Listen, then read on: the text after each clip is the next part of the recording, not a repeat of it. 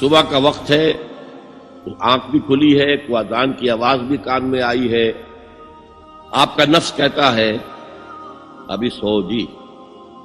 آپ نے اپنی چادر یا کمبل کو درست کیا اور کروٹ لیا، سو گئے. یہ کیا ہے؟ آپ نے کس کا حکم پیچھے پھینکا اور کس کا حکم مانا؟ اللہ کے حکم کو پیچھے پھینک دیا، نفس کے حکم کو آگے رکھا. یہ شرک، اس شرک کو جاننے والے بہت کم ہیں. مولانا روم نے خوب کہا تھا، میرا نفس بھی فرعون سے کم نہیں ہے. فرعون نے کہا تھا نا، کیا اس ملک مصر کی حکومت میری نہیں ہے؟ اور سارا جو یہ آب پاشی کا نظام ہے، انہار کا نظام ہے، وہ میرے کنٹرول میں نہیں ہے. جس کا چاہوں موگا کھلا رکھوں، جس کا چاہوں بند کر دوں. یہ تھا خدائی کا دعویٰ. تو مولانا روم کہتے ہیں میرا نفس بھی اس سے کمتر نہیں ہے. وہ کہتا یہ جسم میرا ہے، اس پر میرا حکم چلے گا. میں نہیں جانتا کون اللہ کون رسول، کیا حرام کیا حلال. تو فرعون سے کم تو نہیں ہے میرا نفس. لیکن فرعون، اس کی بہت مدد تھی، فوج تھی، لاؤ لشکر تھا، تو اس نے زبان سے بھی کہہ دیا کھل کر الا ربکم الاعلی. میں مسکین ہوں، غریب ہوں، میرے پاس کوئی طاقت نہیں ہے، میں زبان سے تو کچھ نہیں کہہ سکتا، اندر سے میرا نفس یہی کہتا. یہ نفس کی حکومت قرآن کہتا ہے.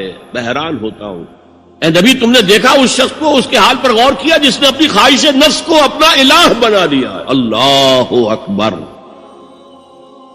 الہ، لا الہ الا اللہ. کیا آپ ایسے شخص کی کوئی ذمہ داری لے سکتے ہیں؟ سود حرام ہوا کرے جی، حرام حرام، ہمارا دھندا جو ہے وہ آگے بڑھ نہیں سکتا. تو اللہ کے حکم کو پیچھے ڈالا، نفس کے تقاضے کو آگے رکھا. کون معبود ہے آپ؟ نام عبداللہ رکھیے، نام عبد الرحمن رکھیے، ہے عبد النفس، نفس کے بندے، نفس کے غلام. پوچھا گیا ایو الہجرت افضل ہو یا رسول اللہ، اے اللہ کے رسول بتائیے سب سے اعلیٰ ہجرت کون سی ہے، افضل؟ فرمایا ان تہجر ما کرہ ربک، ہر اس چیز کو چھوڑ دو جو تمہارے رب کو پسند نہیں. آج رات ہی سے آپ ہجرت شروع کر سکتے ہیں.